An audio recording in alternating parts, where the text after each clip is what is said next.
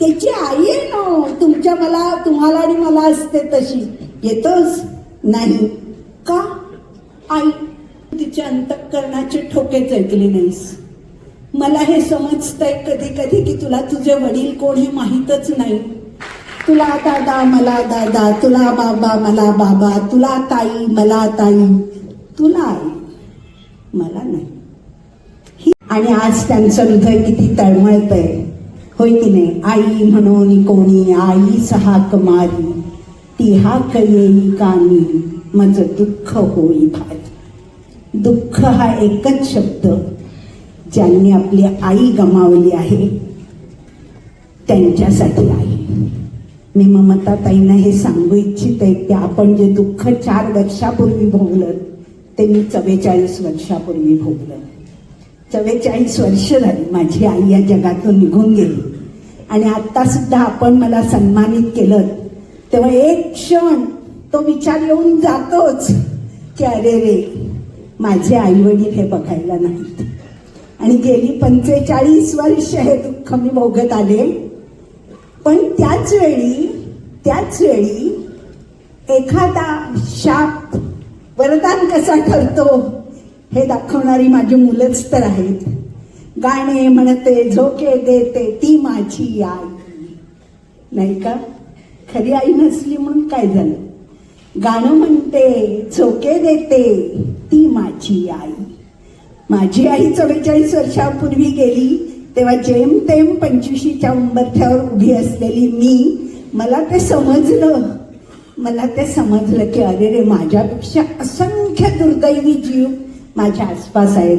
ते ममताताईंना समजलं आहे, ते सिंधुताईंना समजलं होतं, ते मला समजलं आहे, असंख्यांना आपल्या पण याच्यात माहीत असेल ते. तेव्हा आपण हे ठरवलं पाहिजे आपण हाच तर बिंदूत सिंधू आहे. नाही, दुसऱ्याचं दुःख समजावून घेण्याचा प्रयत्न हे मी फार जाणीवपूर्वक म्हणते त्याला अधोरेखित करा. कारण संपूर्णपणे दुसऱ्याचं दुःख समजणं ही जवळपास अशक्य गोष्ट आहे. परंतु त्याचा प्रयत्न करणं हे मात्र सहज शक्य आहे. हे मी माझ्या गेल्या कित्येक वर्षांच्या अनुभवाने सांगू शकते. मला पहिला प्रश्न जेव्हा असा वाटला की 25च्या उंबरठ्यावर असताना की आई बाबा गेलेले आहेत असं मला वाटलं. आता कान धरायला कोणी नाही आणि शाबासकी द्यायला पण नाही. त्यावेळेला पहिला विचार आला की त्याचं स्तनपानाचं सुख सुद्धा ओढून गेलेलं आहे काळाने. ज्यानं कधी आईच्या हृदयाचे ठोकेच ऐकले नाहीत, ती स्पंदनच ऐकली नाही. सगळ्यात सुखाची गोष्ट आहे ना, आईच्या कुशीमध्ये गाढ झोपी जाते. जगातली सगळी सुरक्षितता असते त्याच्यामध्ये, ते सुद्धा नाही. अशा मुलांचं भावविश्व असेल तरी कसं असेल हे म्हणता आपण त्याच्यात जातो आणि त्या दुःखाचं अनुभवण्याचा निदान प्रयत्न करतो. आपल्या आईनं तो केला, अगदी उघड आहे. आणि तिचा पुरस्कार मिळवता किंचित का होईना मला सुद्धा तो उमगला आहे की काय याची परीक्षा मी घेते आहे. आपण कसे आहोत माहिती आहे आपल्याला? शांता शेळकेंच्या 2 कविता आहेत. सिंधुताई कविता म्हणायच्या, कविता लिहायच्या. मला कविता लिहिता येत नाही पण वाचायचा मला छंद आहे. शांता शेळके अत्यंत समर्थ. आनंद सराफ समोर बसलेले आहेत आणि त्यांना शांता शेळकेंचा सहवास लाभलेला आहे. त्यांची 1 शब्द नावाची कविता आहे. माझ्या बंधू भगिनीवर त्यांची 1 शब्द नावाची कविता आहे. ती कविता अशी आहे, येतोस? 1 शब्द, येतोस? नाही का? आई. म्हणजे त्याची आई घरात आहे, तो येत नाही. त्याची आई आहे ना तुम्हाला आणि मला असते तशी. येतोस? नाही का? आई आहे आतमध्ये, तिला सोडून कसा येईल? आणि आमची मुलं गेली 40 वर्ष त्यांच्याबरोबर राहिले. ती मुलं, कुठलंही नाव मला त्यांना द्यायचं नाही, कुठलंच नाही, नो ब्रँडिंग ॲट ऑल. ती मुलं आहेत फक्त, ती माझी मुलं. त्यांच्यासाठी 2 शब्द शांताताईंचे. तुला दादा, मला दादा, तुला बाबा मला बाबा, तुला ताई मला ताई, तुला आई मला नाही. तुला दादा मला दादा, तुला बाबा मला बाबा, तुला ताई मला ताई, तुला आई मला नाही. ही ती विभागणी बरं, ही ती विभागणी, ही ती दोन जग. तुझं जग आहेच, माझं जग नाहीच. त्यावेळी मी एक इंग्रजी शब्द अगदी आवर्जून वापरते. It is ledge, LEDGE, ledge. Ledge is not just the bridge, it's more than a bridge. मी म्हणते की तुला मला आई, होय हे तर पदार्थ येणार नाही, मला आई, तुला नाही, तुला नाही येते. मग काय झालं, मग काय झालं, तुझ्यात आणि माझ्यात तो लेज म्हणजे मराठीत सेतू, बांधू की सेतू. एवढं काय वाटून घेतोस, एवढं नको वाईट वाटून घेऊस. मला समजतंय बरं, मला समजतंय. मला काय काय समजतंय, मला समजतंय की तुला आई नाही, तू तिच्या अंतःकरणाचे ठोकेच ऐकले नाहीस. मला हे समजतंय कधी कधी की तुला तुझे वडील कोण हे माहीतच नाही. आणि मग कळायला लागल्यापासून तू एक निरंतर शोध घेतो आहेस. कोण होते माझे वडील, का बरं टाकलं त्यांनी मला, असं काय झालं असेल की त्यांनी मला आणि माझ्या आईला टाकून दिलं. मला आडनाव का नाही, मला वडिलांचं नाव का नाही, मला हे का नाही, मला ते का नाही, मला ते का नाही. आणि या सगळ्या माणसांना हे सगळं का आहे, का आहे, हे सगळे प्रश्न सोडवण्याचा दावा मी कधीच केला नाही. कारण तसे ते सुटत नाही. फक्त सेतू मात्र शक्य असतो. कशाला वाईट वाटून घेतोस. एक दिवस तुला सुद्धा असं म्हणता येईल, कुणीतरी मातृरूपानं समोर उभं असेल आणि तुला असं म्हणता येईल, तुला आई मला पण आई, असं म्हणता येईल, असं म्हणता येईल. अशी परिस्थिती आपण का बरं निर्माण करू शकत नाही, का नाही निर्माण करू शकत. करू शकतो, करू शकतो. त्याचं एक छोटं उदाहरण देते. हा, आता कुडाळचा उल्लेख आपण केला तर आमच्याकडे अशी 3-4 भावंड परिस्थिती वशात वेगवेगळे त्यांच्या आई सकट यायची. त्याच्यातली ती सगळ्यात धाकटी मुलगी आहे ना, सगळ्यात धाकटी आहे, राहते ती आमच्या सोबत असेल 4-5 वर्षांची. तिला सतत, ममता माझी वेळ नाही हा मी हे करणार अगदी फक्त माझी, ह्या मुलीला सतत खोकला यायचा, सतत खोकायची. औषधं झाली, डॉक्टर झाले, शेवटी स्पेशलिस्टला दाखल आणलं, कारण काहीच नाही. पण संध्याकाळ झाली की खोकायला सुरुवात, ते बालक, ती मुलगी. आणि मला एकदम ना मगाशी ममता म्हणाली की सिंधुताई खूप वाचायची, मी पण खूप वाचते. ते मात्र रात्रंदिवस, म्हणून का पुरस्कार मिळाला असंही मला वाटतं. सारखं वाचताना मला पश्चिम रंग म्हणून शांता शेळकेंचं नाव माझ्या नेहमी तोड. शांता शेळकेंचं एक अनुवादित चित्रपट कथांचं पुस्तक आहे, त्याचं नाव आहे पश्चिम रंग, अद्वितीय पुस्तक आहे. त्याच्यामधली अनास्तेशिया नावाची जी रशियन राजकन्या आहे ना, तिला कशाची भीती वाटली की ती खोकते. भीती वाटली की खोकते. आयडेंटिटीचा प्रश्न आहे, तिच्या ओळखीचा प्रश्न आहे. ज्यावेळी रशियन राज्यक्रांती झाली ती खोकते घाबरून, अनास्तेशिया. मला एकदम आठवलं, संगती लागली जीवनाची, कुठला रशिया आणि कुठला भारत आणि कुठला आमचा सिंधुदुर्ग.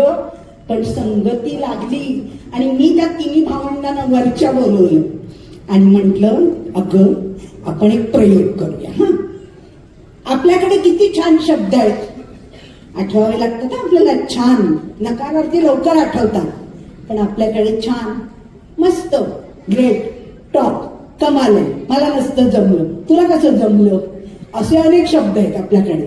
आपण वापरत नाही सोडा, पण गंमत सांगते.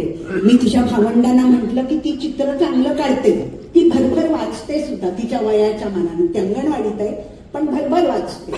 मी म्हटलं, तुम्ही असं कराल का, तिच्या प्रत्येक चित्राला तुम्ही छान म्हणा, तुम्ही म्हणा तिन्ही भावंड, मी पण म्हणते छान, मस्त, ग्रेट, कमाल. असं कसं जमलं ग तुला, मला शिकवशील. खरंच सांगते आपल्याला, 1 महिना आम्ही लगातार प्रयोग केला आणि खोकला थांबला. खरंच थांबला. आणि जेवलेली नसायची. व्यथा एकच, सकाळी जेवलेले नसणे. त्या भागातला जो काही माहोल आहे त्यामुळे मला तर ती मुलं यायला लागल्यावर मला असं बघायला लागलं. मी म्हणायची नका शिकवू, जेवण करूया, जेवूया, बरं वाटेल असं काहीतरी करूया. मग ती खेळायची वगैरे वगैरे. अशी एकदा गेले, इको होती आमची. मी त्याच्यात बसले, उतरले नाही. मला इकोतून चढणं उतरणं खूप अवघड जायचं. माझी मुलगी ते काम करायची. आणि मग एक छोटीशी 20 वर्षाची मुलगी आपलं छोटं काही महिन्यांची मुलगी घेऊन आली आणि मला काहीही कळायच्या आत त्या उघड्या खिडकीतून तिनं ती मुलगी माझ्या मांडीवर ठेवली आणि ती म्हणाली, देख अब नानी गाना गाएगी और तू सो जाएगी. केवढी मोठी जबाबदारी असते. नानी म्हणजे आईची आई, तिची आई. नानी म्हणजे आजी. मुलाला सगळ्यात जवळची आजी वाटते, होय की नाही? मला माहीत होतं ते, कारण माझी आजी माझ्यासाठी ते काम करायची. माझी धीरे धीरे आ रे ए बादल धीरे जा रे ए बादल धीरे धीरे जा रे. मेरा बुलबुल म्हणजे त्यावेळची मी. मेरा बुलबुल सो रहा है, मेरा बुलबुल सो रहा है, शोरगुल न मचा. ती मुलगी जिला या धंद्यात लोटलं गेलेलं आहे, अशी ती लहानगी मुलगी 20 वर्षांची असेल ती. तिची मुलगी झोपली आणि ती म्हणाली, नानी बहुत अच्छा गाना गाती है. मी तिला म्हटलं, आपको भी गाना आएगा?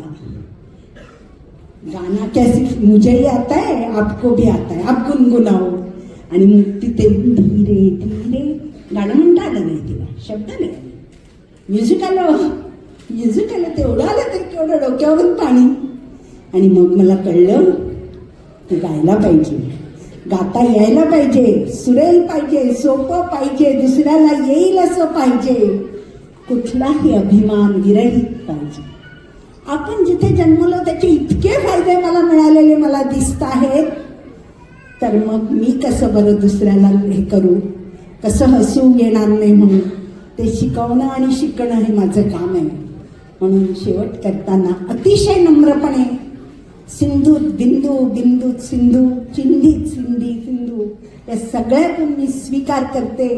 ममताचा आणि माझा स्नेह असाच जावं. मी तिला दरवेळी म्हणते की आता स्नेहाच्या पुढची पायरी गाठू, एकत्र काम करू असं मी तिला दरवेळेला म्हणते की आपण एकत्र काम केलं पाहिजे. सगळी मुलं आपली आहेत.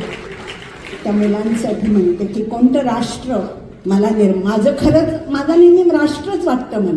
मला हे राष्ट्र निर्मिती करायची. 10 मुलं बदलणं म्हणजे राष्ट्र निर्मिती आहे माणसानं. 15 मुलं, 20 मुलं, 25 मुलं, 50 मुलं राष्ट्र निर्माण करताय तुम्ही, विसरू नका. छोटंसं पु ल देशपांडे म्हणायचे, मोडका तोडका हार्मोनियम असता.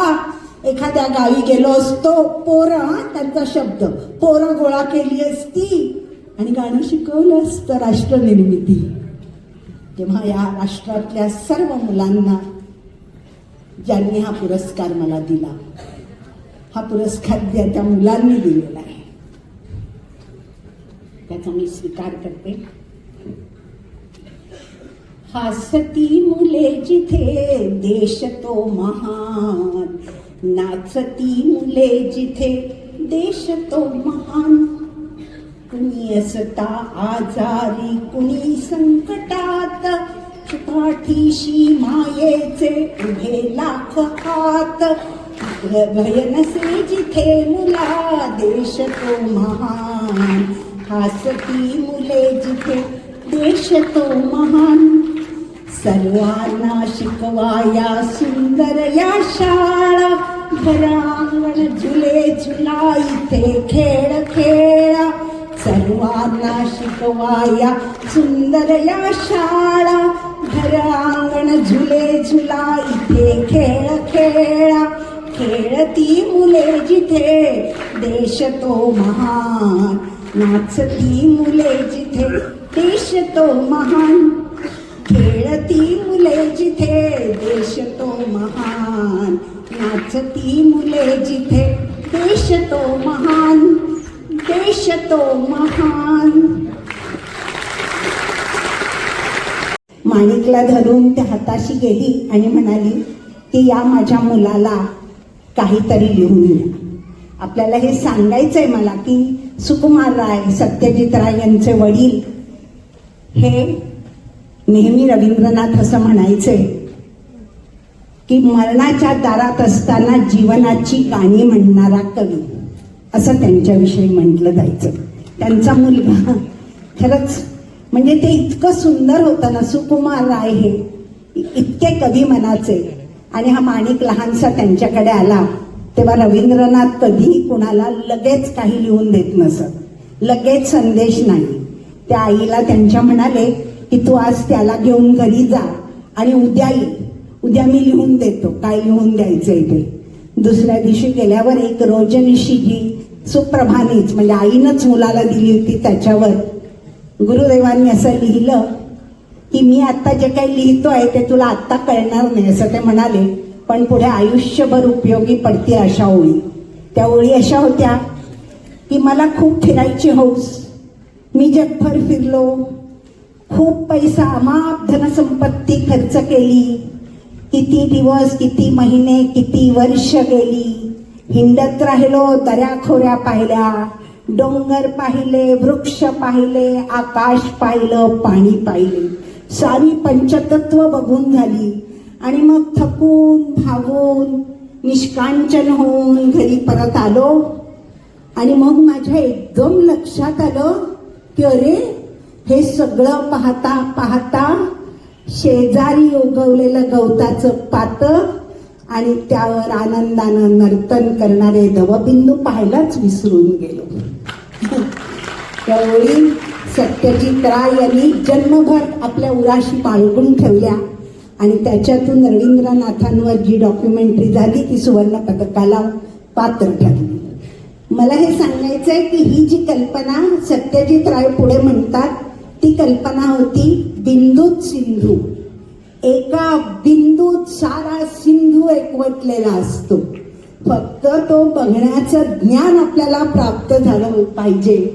सिंधुताईंना ते होतं, आज त्यांच्या माध्यमातून ते आपल्याकडे आलेलं आहे. आपण बिंदूतून सिंधू किंवा चिन्हीतून सिंधू समजून घेऊया.